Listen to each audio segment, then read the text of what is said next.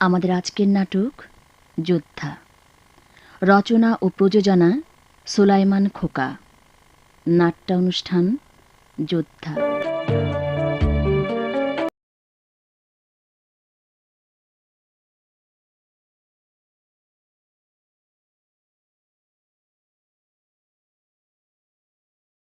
ভাইয়া ভাইয়া ভাবি তোমরা তোর বুদ্ধি শুদ্ধি আর কবে হবে বল দেখি?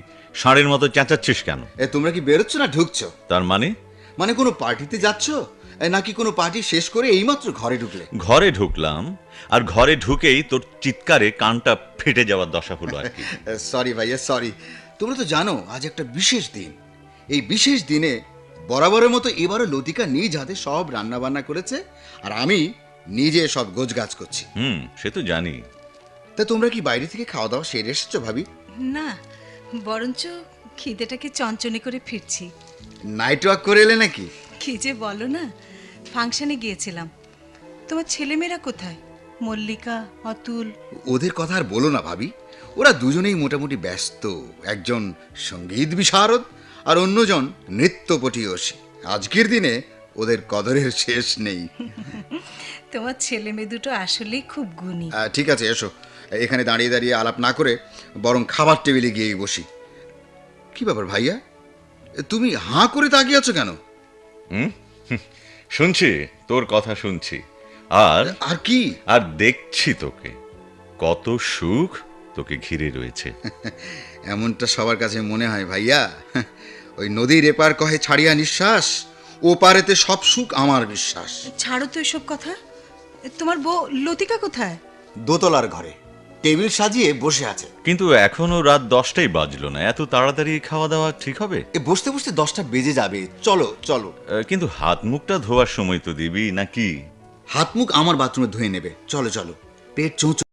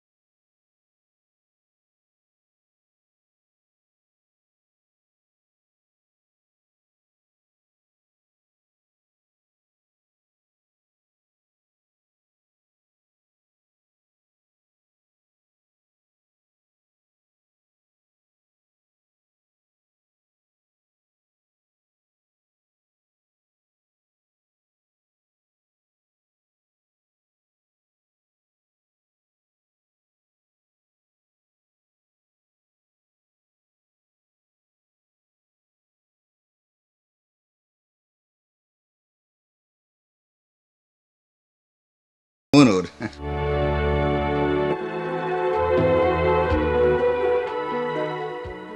বিশাল আয়োজন দেখছি সত্যি সত্যি। বাইরের কোনো গেস্ট আছে নাকি? না না, স্রেফ আমরা, ফ্যামিলি মেম্বারস অনলি। শান্তনা কোথায়? শান্তনা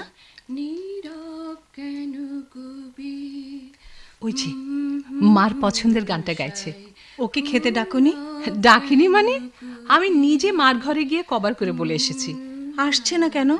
কেন যে প্রশ্ন করো না ভাবি, জানোই তোর স্বভাব। খাবে না বলেছে, খাবে না, ব্যাস। একমাত্র বোন পঙ্গু, অথচ সারাক্ষণ মায়ের পাশে পাশে পড়ে থাকে, মাকে গান শোনায়, দেখাশোনাও করে। কষ্টের উপর কষ্ট। বলুন ভাইয়া, এটা কার দোষ? বুয়াকেও ঘরে ঢুকতে দেবে না, সমস্ত কাজ নিজে করবে। আমরা আর কি করতে পারি? ঘর সংসার সামলাবো, অফিস সামলাবো নাকি? এনিওয়ে, স্টার্ট করো। খানা দানা স্টার্ট করো। ভাইয়া, ভাবি, কিরে শান্তনা, কি হয়েছে? মা কিরকম করছে? কেমন যেন, একটু অন্যরকম। একটু তাড়াতাড়ি এসো। হ্যাঁ? এসো না। হ্যাঁ, চল। কি মুশকিল, তাড়াতাড়ি ওঠো। এই তো শেষ করে নিই। রাখো তো, হাত ধো। চলো মার কি হলো দেখে আসি। হ্যাঁ, উঠছি উঠছি, চলো।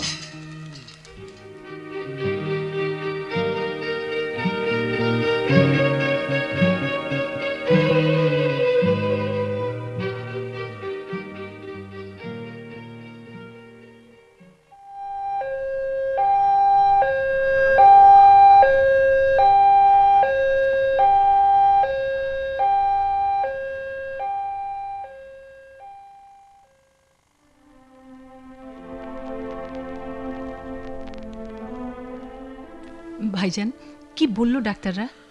ভয়ের কিছু নেই, তবু ইন্টেন্সিভ কেয়ার ইউনিটে রাখা হয়েছে। যাক, রাখে আল্লাহ, মারে কে। চুপ! কি যে ছেলে মানুষই কথা বলো না। এই শাহিনটা চিরকাল ছাগলই থেকে গেল। ওর ছেলেমেয়েরাই ওর চেয়ে বরং বেশি গম্ভীর, বেশি ব্যক্তিত্বশালী। কথাটা তা নয় ভাইয়া। রোগী যখন ইন্টেন্সিভ কেয়ারে, তখন আমাদের তো কিছুই করণীয় নেই। উপরে আল্লাহ, নিচে ডাক্তার। এই বরং ক্লিনিকে ভিড় জমালে অন্যান্য রোগীদের সমস্যা হবে। তাই মানবিক কারণই বলো আর নুইসেন্স ক্রিয়েট না হওয়ার জন্যই বলো, ইমিডিয়েটলি আমাদের ক্লিনিক ত্যাগ করা উচিত। তাছাড়া অত বড় বাড়িতে সান্ত্বনা রয়েছে একা, ঠিক মতো ক্র্যাচ ধরে চলতেও পারে না। সবই তো বুঝলাম, কিন্তু মাকে তো একা রেখে দেওয়া যায় না। ডাক্তাররা তো বললই ভয়ের কিছু নেই, তবু ইন্টেন্সিভ কেয়ারে রাখা হয়েছে। তারপরে একটা কথা তো আমরা সবাই জানি যে মায়ের মূলত তেমন কোনো অসুখই নেই। আহ শাহিন, আসলে বাবা মারা যাওয়ার পর থেকে মা কোনো কথাই বলছেন না। তার মানে তুই কি বলতে চাস মা ইচ্ছে করে কথা বলছেন না? ডাক্তাররা তো কোনো কারণ বের করতে পারেনি মার কথা না বলার। সাইকিয়াট্রিস্টরা বলেছেন এটা মনের ব্যাপার। এই, কি আবল তাবল বকছো?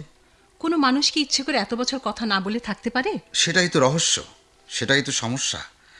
কথা বলে ফেললে তো সব সমস্যার সমাধান হয়েই যেত। সমস্যা?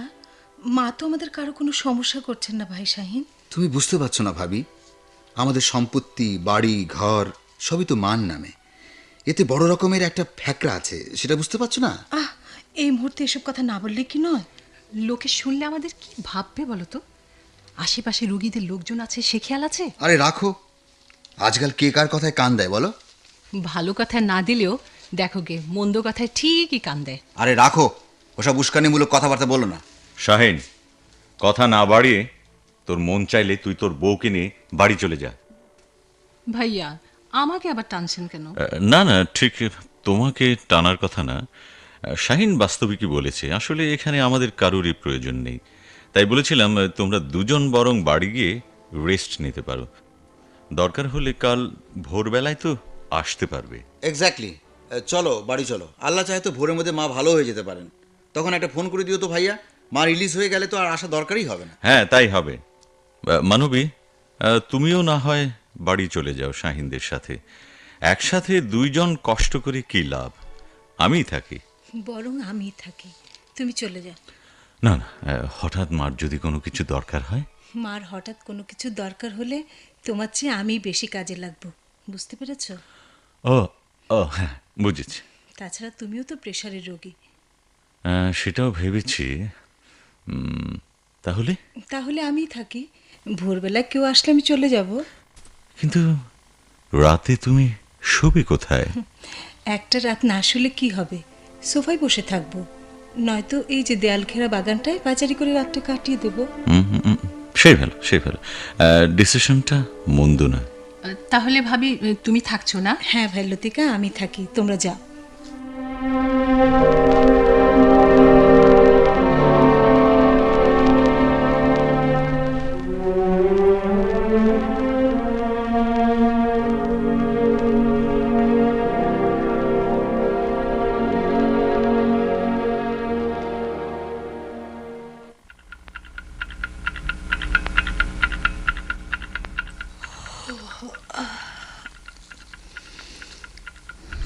রাত 2টো বেজে গেল, বড্ড ক্লান্তি লাগছে, ঘুম পেয়েছে।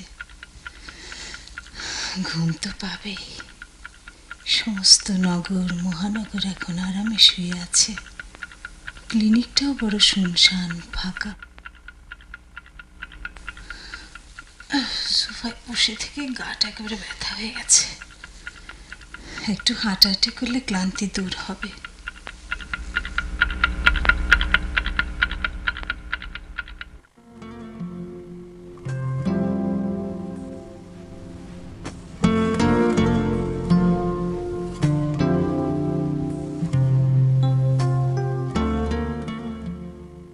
সামনের উঁচু দেয়াল ঘেরা লনটায় কত ফুলের গাছ, ঝোপঝাড়, আধো আলো অন্ধকারে একটা ঠান্ডা হাতছানি। এই তো একটা কংক্রিটের বেঞ্চ, এখানেই বসে পড়ি। একটু ঠান্ডা নির্মল বাতাস তো আছে। ওষুধের ঘুম ঘুম গন্ধের হাত থেকে কিছুটা সময় তো রেহাই পাওয়া যাবে।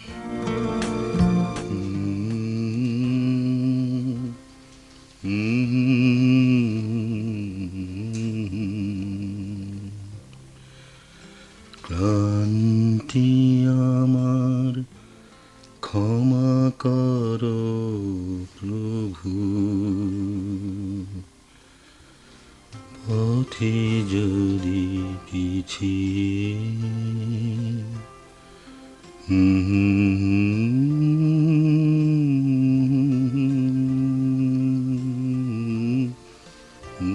কে এমন রসিক মানুষ একা একা ক্লিনিকের লনের ঝোপের পাশে বসে শক্তি ফিরে পেতে প্রার্থনা করে? সাথে তো কাউকে দেখছি না। একা পুরুষ মানুষ, না হাঁটাহাঁটি আর করা গেল না। আমাকে ওয়েটিং রুমেই কষ্ট করতে হবে সকাল পর্যন্ত। যাই, ফিরে যাই। মানবী, কে কে আমার নাম ধরে ডাকে এমন অদ্ভুত স্বরে? গা ছমছম করে উঠল, এগোতে পারছি না, পা ভারী হয়ে গেছে আমার। মানবী, আমি সৈকত। সৈকত? সৈকতের কণ্ঠস্বরে বার্ধক্যের ছাপ। কত বছর পরে এই কণ্ঠের ডাক শুনলাম। মানবী, ফিরে তাকাও। এমন অবাক চোখে কেন চেয়ে আছো? আমাকে চিনতে অসুবিধা হচ্ছে? সৈকত, না না, অসুবিধা হচ্ছে না, কিন্তু এতকাল পরে কোত্থেকে, কিভাবে, এখানে কেন? ঠিক 25 বছর আগের মতোই সুন্দর রয়ে গেছো তুমি। খুব অল্পই বদলেছ। তোমার হাঁটু পর্যন্ত লম্বা ঘন কালো চুল পিঠের উপরে উঠেছে, আর কিছুটা মুটিয়ে গেছো এই যা। বুড়িয়ে গেলেও এই অস্পষ্ট আলোতে তোমাকে চিনতেও এক মুহূর্ত দেরি হয়নি আমার। তবে ঘোর কাটতে যেটুকুন সময় লেগেছে। কেমন আছো? আমার প্রশ্নগুলোর উত্তর এখনো পেলাম না। আমি বড় দ্বিধান্বিত ছিলাম। তোমাকে ডাকবো কি ডাকবো না। সেই তোমাদের সবার আসার সময়ই তোমাকে আমি দেখেছিলাম। তোমাকে দেখেই আমি আড়াল হয়ে গিয়েছিলাম। ভেবেছিলাম গত 25 বছর যেমন দৃষ্টির আড়ালে ডুব দিয়ে ভুলে থাকতে অভ্যস্ত হয়ে পড়েছিলাম, আজও তেমনি আড়ালে গিয়ে বেঁচে যাব। কিন্তু না, অস্থিরতায় ছটপট করছিল মনটা। কি করে একবার কথা বলা যায়? মনের সাথে যুদ্ধ করতে করতে অবশেষে ক্লান্ত হয়ে পড়লাম। ক্লান্ত? এই বয়সটাই তো ক্লান্তির। না, ঠিক না। ক্লান্তি আসে ঘুরে ঘুরে, আবার নতুন করে জাগবার জন্যে। কিন্তু আমাদের দুজনেরই যে যথেষ্ট বয়স হয়েছে, তা অস্বীকার করার কি আছে? বারবার বয়সের কথা তুলে তুমি কি ইঙ্গিত করতে চাইছো বুঝতে পারছি না মানবী। বোঝাতে চাইছি আমরা যথেষ্ট পরিণত হয়েছি। পুরনো হলেই পরিণত হয় না সব কিছু। যাক, সেসব কথা। তোমার সঙ্গে কথা বলে বড় ভালো লাগলো। এইটুকুন ভালো লাগায় উজ্জীবিত হয়ে সামনের দিনগুলো হয়তো কেটে যাবে আমার। তুমি কি তাহলে একা? দুনিয়াতে সবাই একা, আবার কেউ একা নয়। ও ইয়ে, মানে তুমি বিব্রত হচ্ছ? না, মানে আমার শাশুড়ি। জানি সব কথা, সব খবরই নিয়েছি। তবু একটু মুখোমুখি হবার বাসনাকে আজ আর বধ করলাম না। এ এক অদ্ভুত পিপাসা। সৈকত, ঠিক আছে, তোমার শাশুড়ির কাছে যাও। তোমার কিছুটা সময় নষ্ট করার অপরাধকে ক্ষমা করে দিও। না না সৈকত, অপেক্ষার ভারী সময়টাকে ঘাট থেকে নামাবার জন্যই এদিকটায় হাঁটতে এসেছিলাম। আমার কোনো তাড়া নেই। চুপচাপ কেন? সব কথা কি শেষ? শেষই তো। তবে পুরনো কথার পুনরাবৃত্তির মাঝেই কখনো নতুন কথা গজায়, আবার কখনো পুরনোটাই নতুন করে ধরা দেয়। এই তো। কথার কারিগর তুমি। পেশাটাই তো আমার কথা বলার। সেটা আবার কেমন? শুনতে চাও? আপত্তি নেই। বাকি রাতটার খোরাক যদি জুটে যায়। তাহলে চলো ওই হাসনাহেনার ঝোপটার পাশে গিয়ে বসি।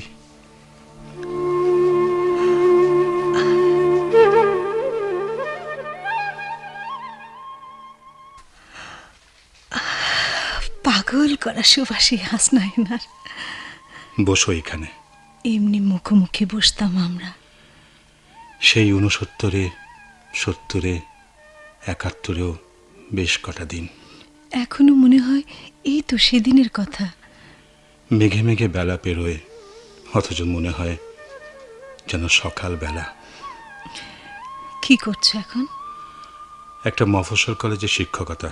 শেষ পর্যন্ত যৌবনের রোমান্টিক ইচ্ছেটাকেই ধরে রাখলে। মফস্বল কলেজে শিক্ষকতা।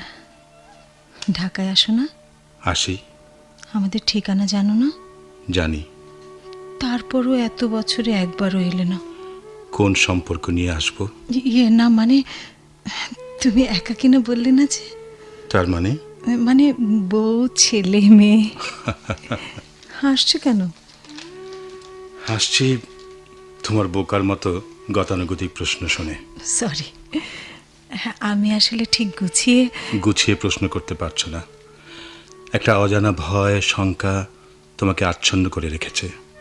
ভাবছো তোমাকে বিয়ে করতে না পেরে আমি বুঝি চিরকুমার রয়ে গেছি, দেবদাস হয়ে গেছি। এইসব সামন্ত ভাবনার বাইরে বেরোবার সাহস নেই তোমাদের, হবেও না বোধহয় কোনোদিন। ছেলেমেয়েরা কি করছে? ছেলে নেই, 2 মেয়ে। ঠিক যেমনটি তুমি চাইতে। আমি বলতাম আমার অন্তত 2 ছেলে আর 2 মেয়ে নিয়ে 4 জন থাকবে। আর তুমি বলতে না না, 2 সন্তানই যথেষ্ট, তবে সে 2 জন অবশ্যই মেয়ে হবে। শেষ পর্যন্ত তুমিই জয়ী হলে। কেন, তুমি জয়ী হওনি? হ্যাঁ, হয়েছি বইকি। স্বামী সংসার নিয়ে সুখে আছি। বিত্ত বৈভবের কমতি নেই। ছেলে মেয়ে? ছেলেমেয়েরা দেশের বাইরে লেখাপড়া করছে। স্বামী, দেবর, যা, ননদ আর আমার শাশুড়িকে নিয়ে সংসার। সবাই যার যার দৃষ্টিকোণ থেকে বড় ভালো মানুষ, বড় পরিশীলিত আচার আচরণ, কথাবার্তা। শুধু ভেতরে ভেতরে অবিরাম স্বার্থের দ্বন্দ্ব, সংঘাত, যুদ্ধ। বাইরে থেকে টের পাবার উপায় নেই। সবখানেই একই অবস্থা, কোথাও বেশি, কোথাও কম। কোনোটা বোঝা যায়, কোনোটা বোঝা যায় না। সবচেয়ে বড় কথা, নিরুপায় যারা, তারা বাধ্য হয়ে খাপ খাইয়ে নেয় বেঁচে থাকার জন্য যুদ্ধক্ষেত্রে। আর বীর যারা, তারা তো যুদ্ধই করে অধিকার আদায়ের জন্যে, ন্যায় প্রতিষ্ঠার জন্যে। তুমি তো যোদ্ধা ছিলে, পেরেছিলে ভালোবাসার অধিকারকে প্রতিষ্ঠিত করতে। আমি তো সামগ্রিক ভালোবাসার জন্য যুদ্ধ করেছিলাম 71-এ, এক বিশাল সমষ্টির জন্যে, একটা জাতির ভালোবাসার অধিকারকে প্রতিষ্ঠা করার জন্যে, স্বাধীনতার জন্যে। সেখানে নিজের ব্যক্তিগত অধিকার, ইচ্ছা, আকাঙ্ক্ষা সব কিছুকে বর্জন করে ত্যাগ করেই তো মূর্তি গিয়েছিলাম। বিজয়ের পর বেঁচে থাকাটা তো নিতান্তই দৈব ঘটনা মাত্র। সত্যিই তো, এপ্রিলের মাঝামাঝিতে একদিন সকাল 10টার থেকে তোমাদের বাসার সামনে যখন পাকিস্তানি আর্মির জলপাই রঙের ডজ পিকআপ এসে থামলো, আমরা সবাই যার যার বন্ধ জানলার চোরা ফাঁক দিয়ে শ্বাস বন্ধ করে দেখছিলাম। যখন দেখলাম ওরা কজন অস্ত্রধারী তোমাদের বাসায় ঢুকলো, আমাদের তখন ঠোঁট, গলা, জিভ শুকিয়ে গিয়েছিল। সমস্ত দোয়া দরুদ ভুলে গিয়েছিলাম। মনে হচ্ছিল হৃৎপিণ্ডটা পাকিয়ে দলা হয়ে গলার কাছে এসে স্থবির হয়ে গিয়েছিল। তারপরের অনেক অনেক কথা, যা শুধু তোমাকেই বলার জন্য জমিয়ে রেখেছিলাম, তার কোনো দিন বলা হলো না। সে সুযোগ আর হলো কোথায়? যুদ্ধের মাঝেই তো আমার বিয়ে হয়ে গেল। শামীমের বাবা, আমার শ্বশুর, তখন স্থানীয় শান্তি কমিটির চেয়ারম্যান। তাঁর ইচ্ছেতেই বিয়েটা হলো। আগে থেকে শামীম আমাকে কয়েকবার চিঠি দিয়ে বিরক্ত করেছিল। যুদ্ধের সময় যখন ওদের দাপট পুরো মাত্রায়, তখনই বিয়ের প্রস্তাবটা দিল। ভয়ে, আতঙ্কে, সবার উপরে আমাদের পরিবারের নিরাপত্তার কথা ভেবে কেউ আর সেই প্রস্তাব ফিরিয়ে দেওয়ার মতো সাহসই করতে পারল না। তোমার স্বামী তাহলে? যথেষ্ট ভালো, যথেষ্ট উদার, কিন্তু তার এইসব ভালো মানুষই সব উদারতা তার নিজের স্বার্থ সিদ্ধির জন্য। গাছের গোড়া কেটে আগায় পানি ঢালার মতো? না না, ঠিক ততটা না, তবে কাউকে আহত করার মতো পরিস্থিতি সৃষ্টি করতে এবং আহত ব্যক্তির ক্ষতে মলম লাগাতে বেশ পারঙ্গম। বলো কি, লোকে তা টের পায় না? স্ত্রীরা যতটা টের পায় বাইরের লোক কখনোই তা পায় না, অনেক ক্ষেত্রে বরং উল্টোটাই বোঝে। অনেক কষ্ট তোমার। না না, তার চেয়ে অনেক কষ্ট নিয়ে কত নারী হেসে খেলে ঘর করছে, তার সব খবর কি আমরা পাই? না, পাই না। তাই নিজের কষ্টকে বুকে চেপে রেখে বড় একটা ব্যথার কথা ভাবি না। এই দেখো, খালি নিজের কথা বলে বকবক করে চলেছি। ভালো লাগছে, বাকি রাতটুকু বক বক করেই কেটে যাক না। হ্যাঁ, যে কথা বলছিলাম, তোমাকে ধরে নিয়ে যাবার দুদিন পর তোমার অবাঙ্গালি বন্ধু ইকবাল এসে খবর দিল তোমার লাশ আনতে হলে তোমার বাবাকে যেতে হবে। অস্থির হয়ে তোমার বাবা ইকবালের সাথে গেলেন লাশ আনতে। কারো লাশই কখনো ফিরে এলো না। বাবার কথা বাদ দাও, আমি তো তখন মরিনি যে আমার লাশ ফিরে আসবে। হ্যাঁ হ্যাঁ, সব কথাই আমরা জানতে পেরেছি যুদ্ধ বিজয়ের অনেক অনেক পরে। আর্মিরা আমাকে ধরে নিয়ে গেল এম্বার্কেশন হেডকোয়ার্টারে। আমাকে গালাগাল দিয়ে অনেক প্রশ্ন করলো একজন অফিসার। আমি পাকা অভিনেতার মতো নিজের পরিচয়কে পাল্টে দিয়ে জানালাম আমি একজন সামান্য কমার্শিয়াল আর্টিস্ট, অর্থাৎ রাস্তায় দোকানে রং দিয়ে সাইনবোর্ড হোর্ডিং লেখাই আমার কাজ। আমি এও বললাম যে আমি বাংলা সাইনবোর্ড মুছে অনেক উর্দু আর ইংরেজি সাইনবোর্ড লেখার কাজ করে ফেলেছি এরই মধ্যে। ওরা আমার পরীক্ষা নিল। ভাগ্যিস স্কুলে 2 ক্লাস উর্দু পড়েছিলাম, আর জানো তো আমি ভালো ছবি আঁকতাম। কাজেই ওদের অগ্নি পরীক্ষায় আমি পার পেয়ে গেলাম। আমাকে পাঠানো হলো সাপ্লাই ডিপোতে, পাহাড় ঘেরা চট্টগ্রাম ক্যান্টনমেন্টে। এক নাগারে 4 দিন ওদের গ্রাফিক চার্ট তৈরি করে দিলাম। তখন নিজের চোখে দেখেছি কোর্ট মার্শালে বন্দি বাঙালি সৈনিকদেরকে সেই মধ্যযুগীয় কায়দায় কৃতদাসের মতো ব্যবহার করছে পাকিস্তানিরা। 4 দিন পর আমি হায়াতের জোরে ছাড়া পেয়ে যাই ওদের হাত থেকে। একটা ভাউচার সই করিয়ে আমার 4 দিনের মজুরি বাবদ 70 টাকা দিয়ে দেয়। সে টাকা নিয়ে আমি ঘরে না ফিরে শহরের মুক্ত এলাকায় গিয়ে এক বন্ধুর বাড়িতে আশ্রয় নিই। সেই মাদার বাড়ি ল্যাংটা ফকিরের মাজার এখনো আছে।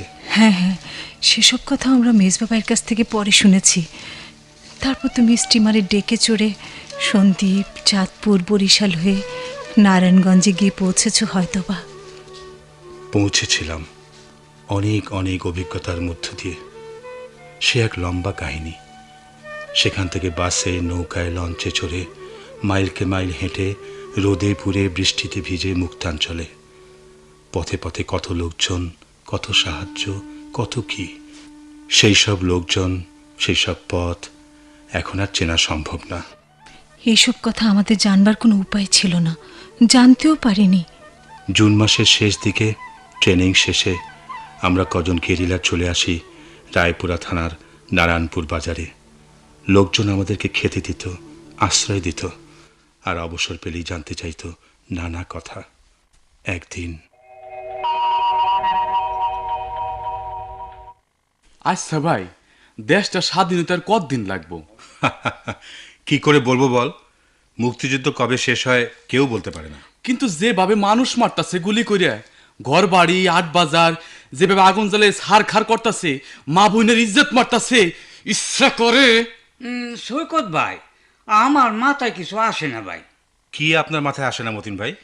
এই যে পাকিস্তান কায়েম করে গিয়া জোয়ান বসে আমরা তো সুঙ্গা ফুকাইয়া মিছিল করছি, হাত মে বেরি মুহ মে পান লড়কে লেঙ্গে পাকিস্তান, এইটা কইয়া বহু চিৎকার পাচ্ছি।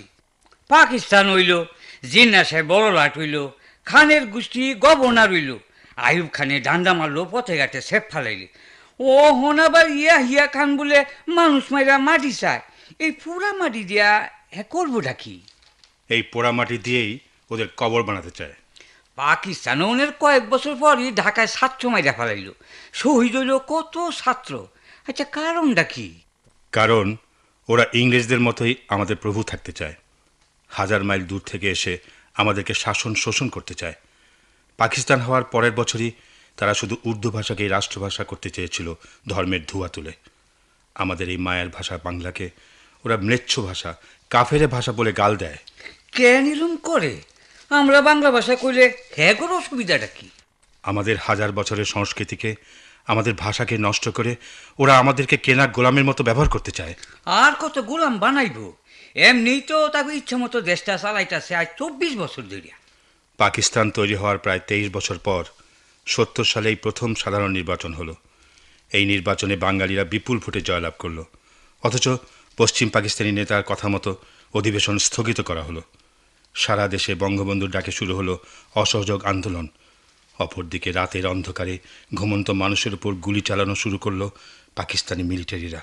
তার ওপর কেমন ঔদ্ধত্যের সাথে বলছে, পূর্ব পাকিস্তানে মানুষ চাই না, শুধু মাটি চাই। আহারে, মানুষ চায় না, মাটি চায়। হ্যাঁ বাপের মাটি পাইছে, এই মানুষ মেরে মেরে এই মাটিকে হ্যাঁ বাড়িতে লিয়ে যাইব জাহাজে উঠিয়ে। এই সুমনা স্যার আর সহ্য হয় না সৈকত ভাই, আমাদের বন্দুক চালানোটা শিখাই দিবেন। বন্দুক চালানো শিখে কি হবে? যুদ্ধ করুন। শুধু বন্দুক চালাতে পারলেই যুদ্ধ করা যায় না, যুদ্ধের জন্য কৌশল জানতে হয়। তাইলে তো মুশকিল। মুশকিল কেন? হুনসি বলে পাকিস্তানি মিলিটারিরা দুনিয়ার মধ্যে সেরা মিলিটারি। তাগর মতো যুদ্ধের কৌশল দুনিয়া আর কোনো মিলিটারি জানা নাই। সাহসের দিকটাও বলে 1 নম্বর। হতে পারে সত্যি, কিন্তু ওরা তো যুদ্ধ করছে না, নির্বিচারে মানুষ খুন করছে, লুটপাট করছে, ধর্ষণ করছে, পিশাচের মতো নারকীয় উল্লাসে বর্বরতার অতলে কিলবিল করছে। যুদ্ধ করছি আমরা, আমাদের মুক্তির যুদ্ধ, স্বাধীনতার যুদ্ধ। তাই এই যুদ্ধে যেমন কৌশল আছে, তেমনি আছে ভালোবাসা, সাহস, দেশপ্রেম, দাসত্বের শিকল ছেড়ে পুরো জাতিকে মুক্ত করার প্রতিজ্ঞা। এই সবই আছে আমাগো। আমি যুদ্ধ করুন। আমিও যুদ্ধ করুম। তাহলে জমায়েত করা আগ্রহী মানুষকে ট্রেনিং এর ব্যবস্থা এখানেই করা হবে। কিন্তু অস্ত্র পামু কই থেকে? অস্ত্র কেড়ে নেব, ওদের অস্ত্র দিয়েই ওদেরকে ঘায়েল করব। সেইটা কেমনে? আমাগো কাছে তো তেমন কোনো অস্ত্র নাই। আরে কস কি করি? দাও আছে না, দাও দাও দিয়া কুবাইয়া রাখা তুমি এক একটারে। মরার বুদ্ধি। আমরা তো মরাই, মরার আর মরণের ডর কি রে? ঠিক, সাহস, কৌশল আর আমাদের সামান্য কটা অস্ত্রই সম্বল। এ নিয়েই আমরা শত্রুর মোকাবেলা করছি এবং করব। বিজয় আমাদের সুনিশ্চিত।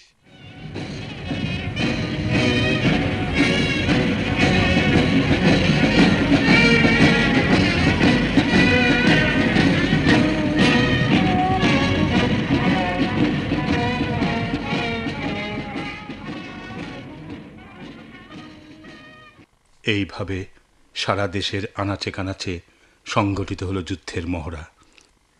আমরা এতটা বুঝতে পারতাম না। আমার শ্বশুর রোজ রোজ এসে নতুন নতুন আশার বাণী শোনাতেন। বলতেন বিপদগামী দুষ্কৃতকারীরা মিলিটারিকে খোঁচা দিচ্ছে, নিজেরাও মরছে, নিরীহ কিছু লোকজনকেও মারছে। অথচ সারা শহরটাকে তখন মনে হতো লাশ কাটা ঘরের মতো, দুর্গন্ধময় ভাগাড়ের মতো। যার যার ঘরে মানুষ বন্দী হয়েছিল যেন বেদির উপর গলা রেখে। কারফিউ ঘেরা নগরীতে সন্ধ্যার পর নেমে আসতো অদৃশ্য মৃত্যুর শীতলতা। আশেপাশের বাড়ি থেকে চাপা চিৎকার মেয়েদের। মানুষ তখন ভয়ে কাঁদত না পর্যন্ত, কান্নাও ছিল দেশদ্রোহিতার সামিল। সেই ভয়ঙ্কর দেশ যারা দেখেনি তারা কখনোই বুঝবে না এই স্বাধীনতা কত দামি। মহড়া শেষ করে দল বড় করা হলো। শুরু হলো গেরিলা অপারেশন। অন্যদিকে 2-4 জন বিপদগামী কুসংস্কারে আচ্ছন্ন স্বার্থবাদী মানুষ যোগ দিল পাকিস্তানি মিলিটারির সহায়তা করতে রাজাকার আলবদর বাহিনীতে। শুরু করলো হত্যা লুটের তাণ্ডব। মিলিটারিদের পথ দেখিয়ে নিয়ে গেল গ্রামের প্রত্যন্ত অঞ্চলে। ওদেরই একদল একদিন গোপনে মিলিটারিদের নিয়ে এলো আমাদের ক্যাম্পের খুব কাছাকাছি। আমাদেরকে কেউ এসে ভুল খবর দিয়ে জানালো পাকিস্তান মিলিটারি আসছে পশ্চিমের নদীর ধার ঘেঁষে। আমরা সেভাবেই প্রস্তুতি নিলাম। অথচ শত্রুরা পূর্ব দিক দিয়ে এসে একেবারে ক্যাম্পের 200 গজ উত্তরে সাগরকলার ক্ষেতের মধ্যে অ্যাম্বুশ করে বসে রইল।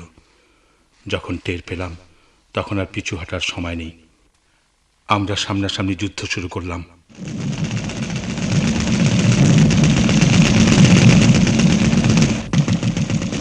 এক সময় কৌশলে সবাইকে পিছু হটার সুযোগ করে দিলাম।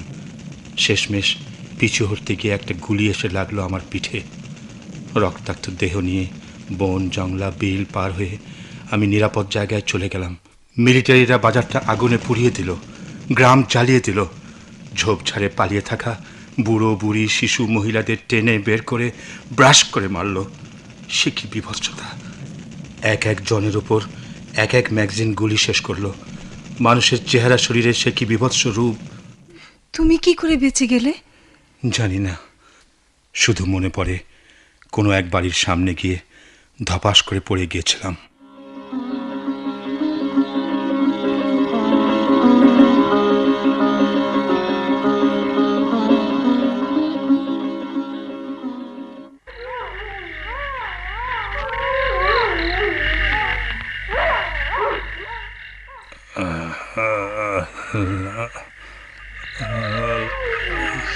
জ্ঞান ফিরছে, জ্ঞান ফিরছে, ডাক্তার চাচা জ্ঞান ফিরছে। জ্ঞান তো ফিরছে ঠিকই, কিন্তু রোগীর অবস্থা তো সুবিধার না। আরে ব্যান্ডেজ বন্ডেজ একেবারে রক্তে ভিজা যাইতেছে। রক্ত বন্ধ করেন। রক্ত বন্ধ করতে হলে তো শরীর থেকে গুলি বের করতে হবে, অপারেশন লাগবে।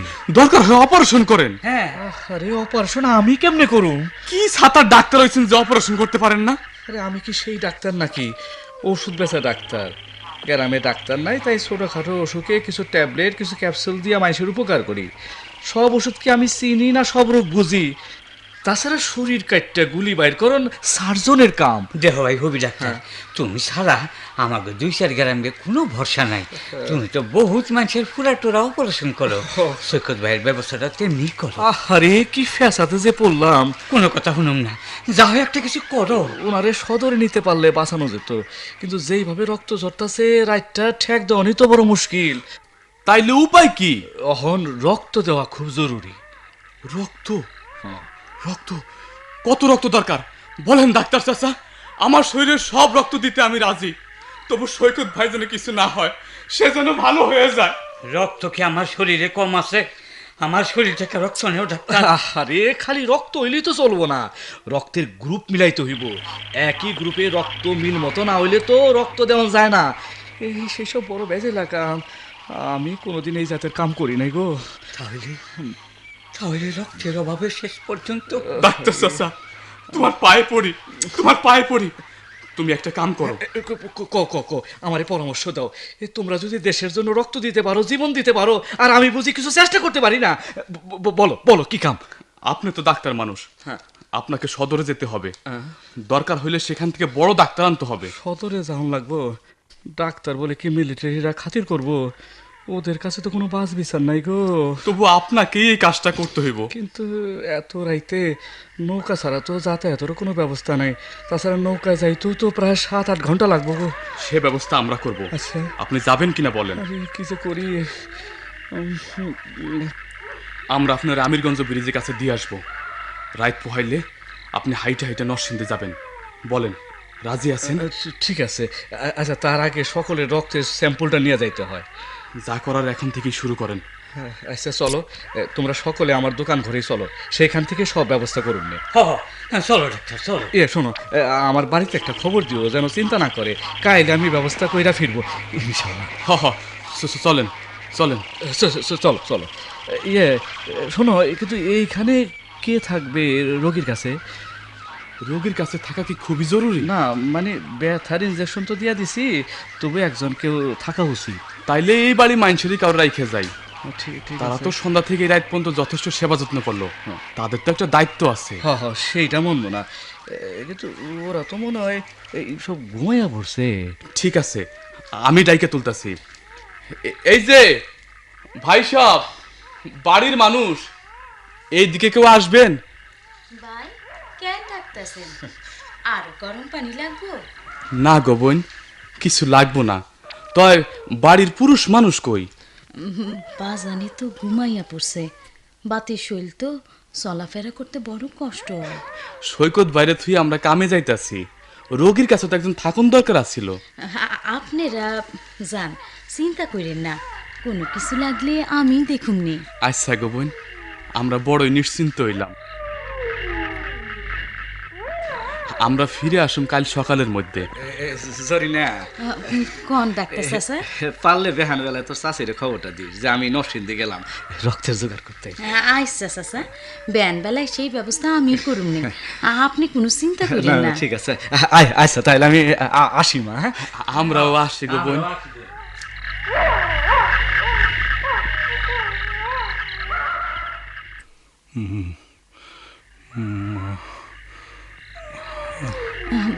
কষ্ট হইতেছে আপনার? পানি, একটু পানি।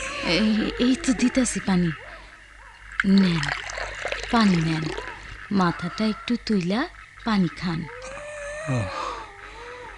আর পারছি না, সারা শরীর অবশ হয়ে আছে, গলা ঠোঁট শুকিয়ে খাঁ খাঁ করছে, একটু পানি। ও আচ্ছা দিতাছি, গ্যালাস দিয়ে ঢালতে গেলে তো সব বিশ্বাস শেষ হইব, হাতে কোষ দিয়ে দিতাছি। ঠোঁটটা একটু খোলেন।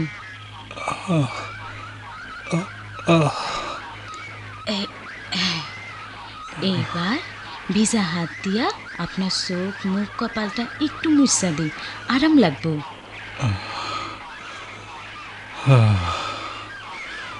ওরা সবাই নিরাপদে আছে তো? সবাই নিরাপদে আছে, আপনি একটু ঘুমান তো। হঠাৎ করে আমার ঘুম উধাও হয়ে গেল অনেক দূরে, আমার সমস্ত ক্লান্তি ফুরিয়ে গেল, শরীরটা ভারী পাথরের মতো পড়ে আছে, কিন্তু সমস্ত ক্লান্তি সমস্ত ব্যথা যেন এক নিমেষে উড়ে গেল। ক্লান্তি আমার, ক্ষমা করো প্রভু। না, কথা কইন না, কথা কইন না, ঘুমান। আর ঘুমাবো না, আমি এখন তোমার সাথে কথা বলবো মানবী। মানবী? মানবী কেডা? তুমি মানবী না? আমি মানবী না তো, আমি জরিনা। না না, তা হতেই পারে না। তুমি আমার সঙ্গে তামাশা করার জন্যে অন্য স্বরে গ্রামীণ ভাষায় কথা বলছো মানবী। তুমি তো প্রায় সময়ই আমার সঙ্গে নানা রকম তামাশা করতে, তাই না? না, মানবী কেডা আমি জানি না, কিন্তু আমি আপনার সঙ্গে তামাশা করতেছি না, বিশ্বাস করেন। কি করে বিশ্বাস করি? চোখ, মুখ, নাক, এমনকি উপরের ঠোঁটের কোল ঘেঁষা তিলটা পর্যন্ত হুবহু এক। তুমি মানবী না? সত্যি করে বলো। আমি কিছু বুঝি না, আমি কিছু জানি না। তোমার মুখটা এমন বদলে যাচ্ছে কেন মানবী? তোমার মুখটায় আঁকা হয়ে যাচ্ছে শ্রাবস্তের কারুকাজ। মানবী, মানবী, অপরাধ নিও না, শুধু এক মুহূর্তের জন্যে আমার মাথাটা তোমার কোলে তুলে নাও। নিলাম। একজন বীর যোদ্ধা সেবা করার ভাগ্য আমার যদি হয়, সেই স্মৃতি নিয়েই তো আমি জীবৎকাল অহংকার করতে পারবো বীর। আমি তোমার মানবী হইলাম। মানবী, তুমি আমার চিরকালের মানবী।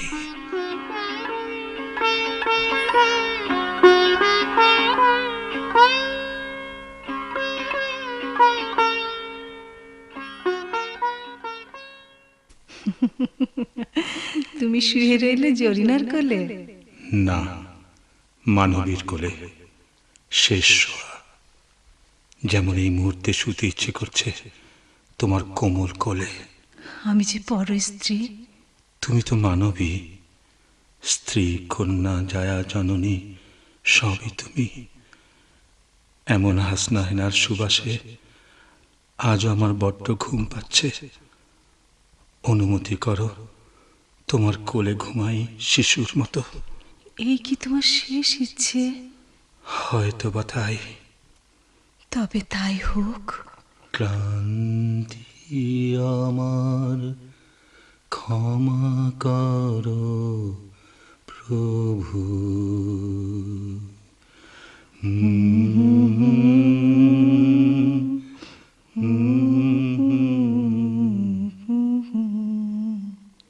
সৈকত, সৈকত, মানবী, এ কি সৈকত, তোমার মুখটা ক্রমশ সমতল হয়ে যাচ্ছে কেন?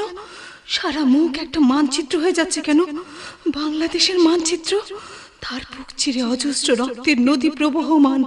সৈকত, সৈকত, এই শুনছো? মানবী, মানবী,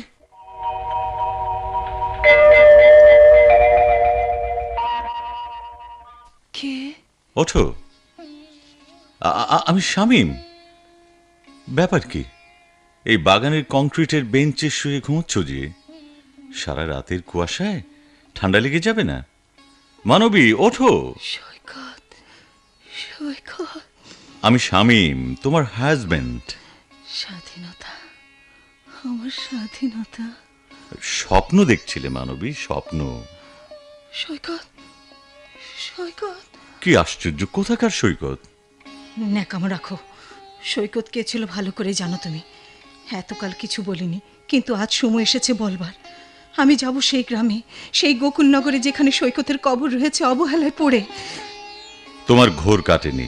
ঘোর কাটেনি তোমাদের, যারা কথার চাতুর্যে প্রহসন করছো মানুষ নিয়ে, দেশের মানুষ নিয়ে। স্বপ্ন আমি মোটেও দেখিনি। যা কিছু জেনেছি তারই স্মৃতি নিয়ে খেলা করলাম সারা রাত।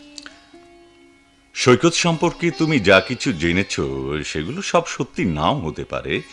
আর সৈকত এত বড় বীর হলে নিশ্চয়ই তার সমাধিতে অন্তত একটা স্মৃতিস্তম্ভ থাকতো। স্মৃতিস্তম্ভ শুধু পাথরের হয় না। স্মৃতিস্তম্ভ তোমরা গড়তে দাওনি মুক্তিযুদ্ধের। অনেক স্তম্ভ তোমরা ভেঙে গুড়িয়ে দিয়েছ। কই সে হবি ডাক্তারের স্মৃতিস্তম্ভ, যে একজন যোদ্ধার জন্য রক্ত জোগাড় করতে গিয়ে নিজের রক্ত উজাড় করে দিয়েছিল নরসিংদীর রাজপথে, পাকিস্তানি মিলিটারিদের বুলেটের আঘাতে? কোথায় বলো, কোথায়? তাদের কথা কে জানে, কে বলে? চুপ করো মানবী। এতকাল পরে এই বয়সে এইসব বিষয় নিয়ে ঘাঁটাঘাঁটি করার কোনো মানে হয় না। সৈকত, সৈকত, সৈকত, যত সব ন্যাকামি। সৈকত শুধু একজন মানুষের নাম না, সৈকত একজন মুক্তিযোদ্ধা। সৈকত থাকবে যুগে যুগে, হৃদয় থেকে হৃদয়ে।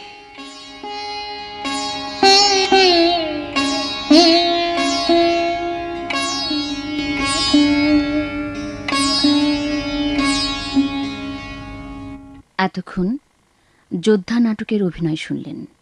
এতে বিভিন্ন চরিত্রে অভিনয় করেছেন শামীম, শফিক কামাল, শাহিন, জিয়াউল হাসান, হবি ডাক্তার এস.এম. মহসিন, মতিন, সিরাজুল হক মন্টু, করিম, সাইফুল ইসলাম, লতিকা, খুরশিদ জাহান, জরিনা, ফরিদা আক্তার রুমা, শান্তনা, হাসনাত জাহান মনিরা। সৈকত ও মানবীর চরিত্রে অভিনয় করেছেন যথাক্রমে বুলবুল আহমেদ ও তরু মোস্তাফা। শব্দগ্রহণ ও সম্পাদনা ইমদাদুল হক। নাটকটি রচনা ও প্রযোজনা করেছেন সুলাইমান খোকা।